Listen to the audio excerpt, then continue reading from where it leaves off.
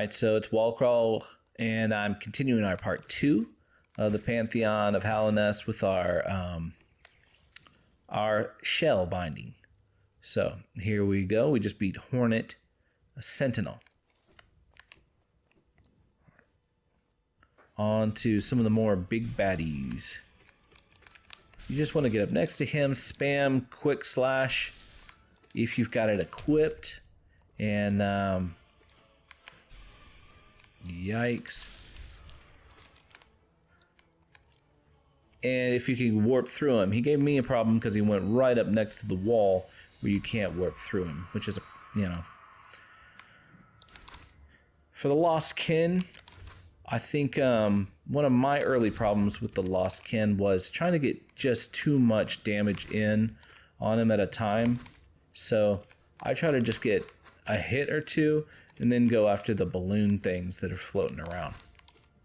The balloons are like my high priority here, and then I try to see how many times I can get a little hit on him after that. But they can really make a problem because they're just kind of everywhere.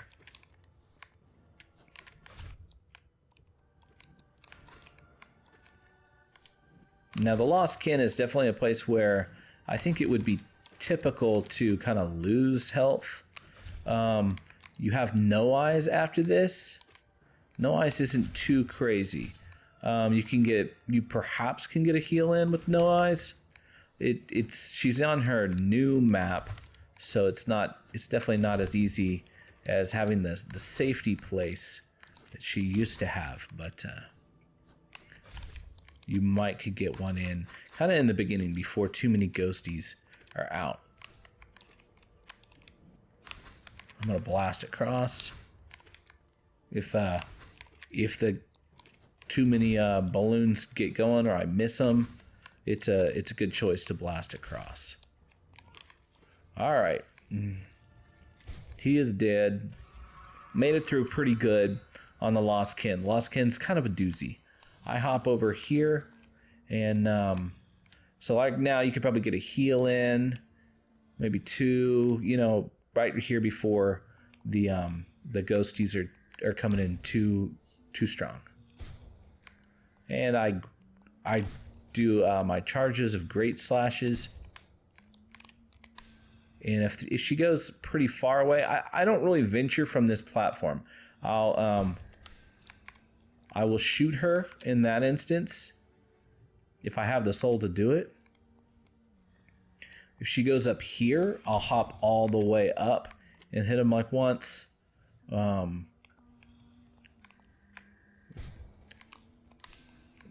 one I can decide to shoot, and then be careful not to step off. Too slow. Too slow, wall crawl. Okay, there's a bunch of ghosts, so she is close to done. Yeah, that's it. Now step up to the edge of the flowers and hit an Abyss Shriek if you have the soul. And go ahead and get a little beginning damage in on the Traitor Lord. So I hit, back away, and then dash through. Hit, back away, dash through. And you gotta be careful right after they smash on the ground. He may adjust, like he did both of those times. I'm gonna try to work him back into the middle, because it can be really hard to have him all the way on one side or the other. Now, if he runs into you, it only hits you for 1, and if he slashes into you and attacks you, he hits you for 2. So it is much better to just have him run into you. On these, I try to just back away. Not real. Yeah, here, step away, hit. And just kind of come back and forth at him. Pow, pow, pow. See this back and forth motion. Get him far away, dash through using your Shade Cloak. And then as he hits the top, you can, as he pops out of the air, you You can do an Abyss Shriek there. Bonk, bonk. Yeah, thunder.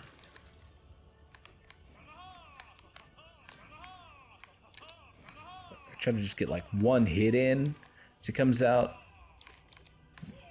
And I think, there we go. If you see him dive in, that's a good time to pogo him. I didn't land it correctly, but that's what I think is best if you see him dive in, just like the regular Dung Defender. I'm doing great of losing my lifeblood just in time to start, because I can't like build on it. Oh well, there's worse things. Okay, so we're going to kind of the big difficult sections. All right, it's Soul Tyrant time. Hit dash through and release 2 blasts if you can.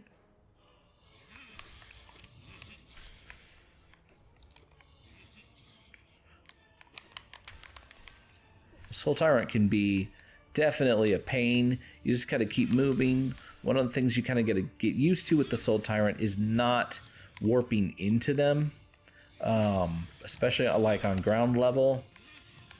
I thought I might do it right as I told you not to.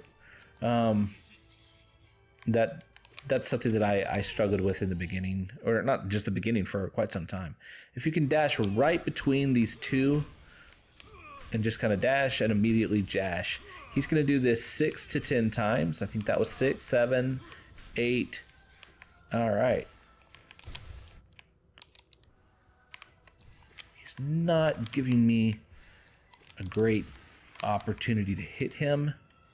1, 2, 3, 4, 5, 6. So he could appear anytime. 7, 8, 9. Okay. There we go. All right, so it's a Markoth next. Markoth. The Markoth-Zote combination, anytime you're doing the Pantheon of Hallownest, is a challenge. I Great Slash Markoth to keep him away from me, and try to build soul for when Markoth pulls out his double shield technique. Push him back a bit and try to get another dash slash in.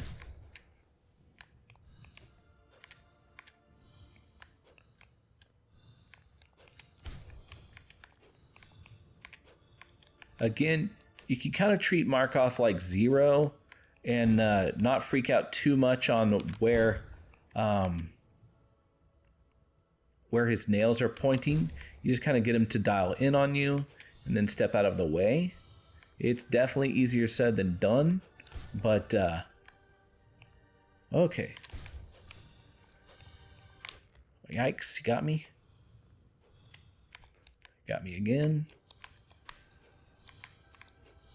And soul is what Markoth hates.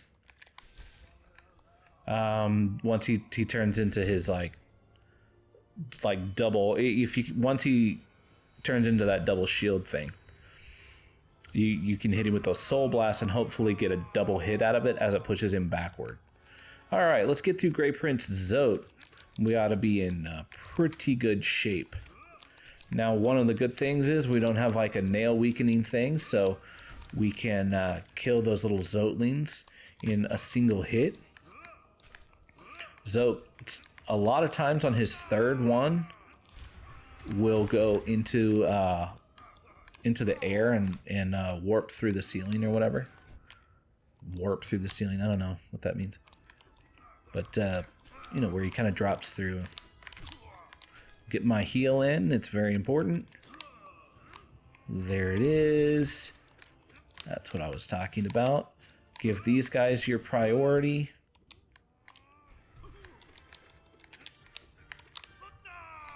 I'm going to try to get a heal in. It'll hit me, but ooh, he didn't. That was nice. Nice for me, at least.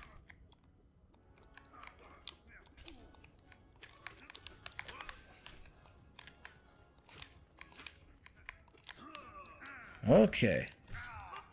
that heal in.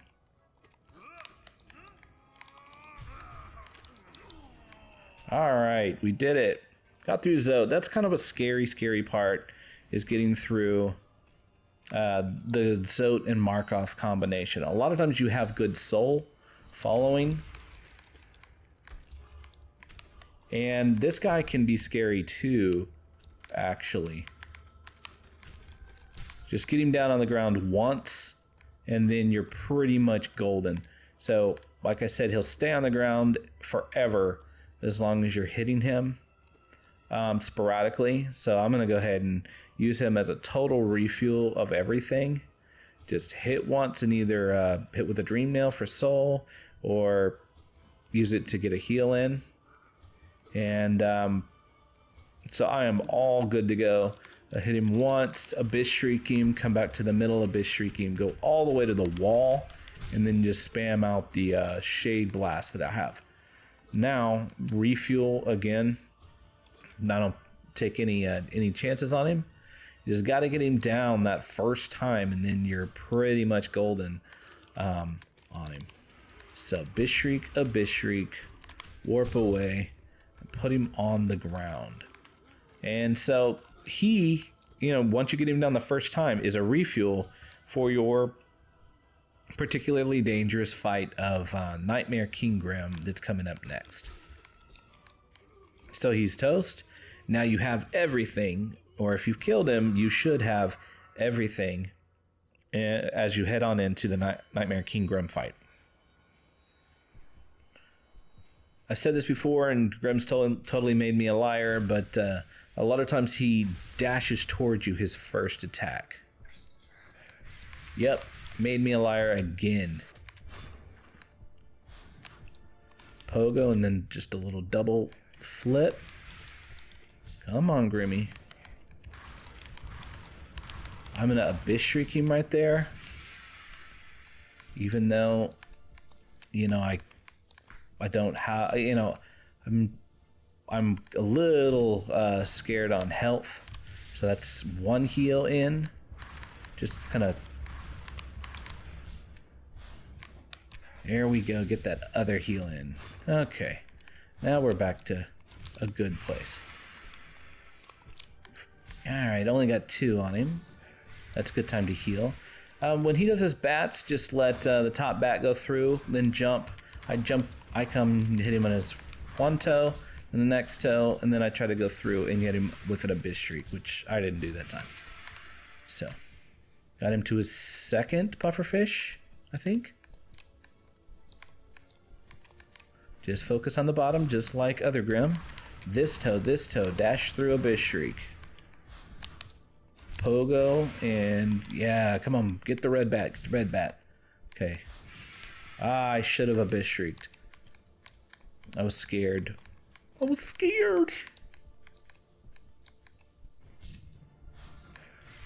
the first bat go through. Bang, bang, bang. First bat go through. Bang, bang, bang. Just wait. First bat go through. Bang, bang, bang. Oh, I just got him twice, but... Toe. Yeah, he's dead. See you later, Grimmy Grim. Alright, so we just got the 2 more fights left. And that is the Pure Vessel and the Absolute Radiance.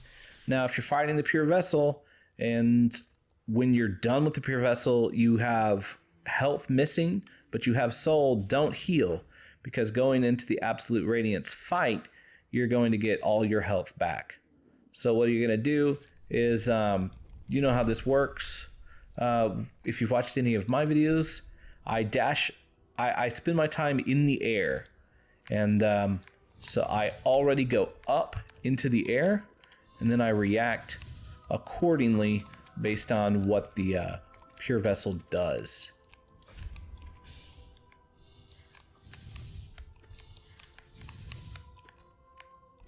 If he parries, you want to not hit him. All right, pokey.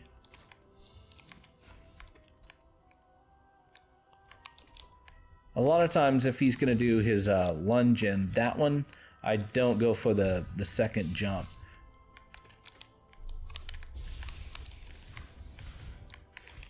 Because there's a little dip down when you do your second jump, and that dip down allows him to hit you.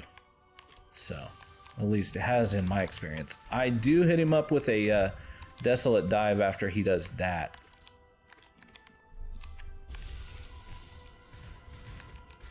There we go. See you later, buddy.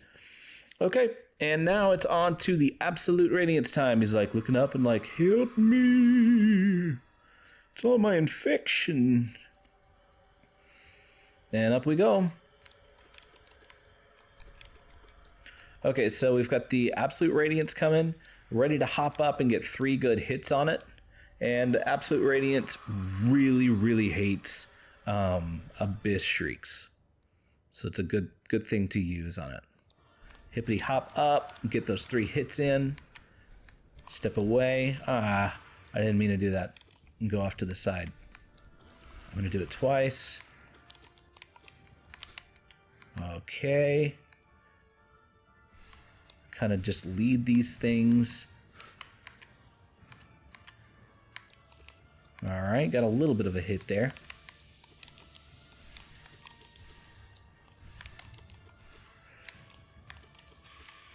Just wail on them. Watch out for what's coming.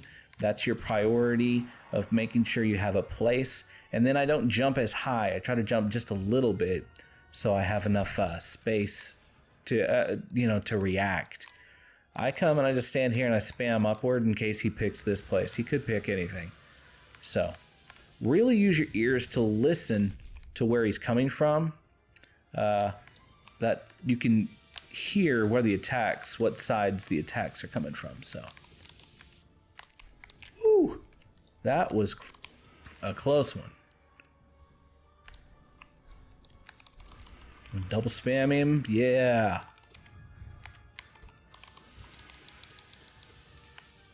All right, we got him pretty good.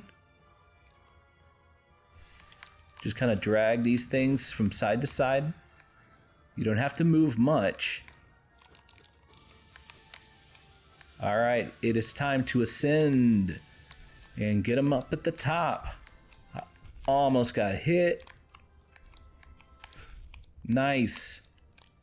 Come on.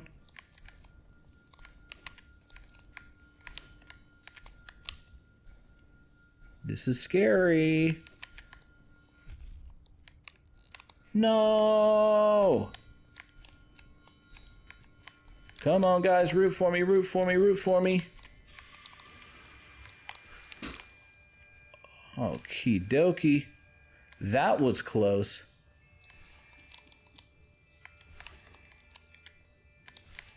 This is not going the way I want it to. Holy cow. Okay, so I did not do really good in that final stretch, man. It was everywhere. I did really solid down at the bottom. I did really solid. I did just fine in the middle phase, but going up the stairs, man, I was starting to fall apart, and then I had to just get away from those things. So, golly, that was a close one. Whoo, kind of sweating here. But all right, we got him. We did. So that'd be a sad day to die right up there at the top. I'm sure it's definitely a thing. I've died getting to the radiance before, and it's like no. Anyway, so we got it done though, and here's our little ending. Hopefully you found some things that were helpful for when you go through it and you do the shell binding yourself. You can do this, just stick to it. Practice some of these bosses just with a little less health in mind. Try to keep track of that as you go through and you're fighting them and getting more and more comfortable with them in the Hall of Gods. Use certain ones of them as a place to rebuild, refuel, and that'll help a lot too.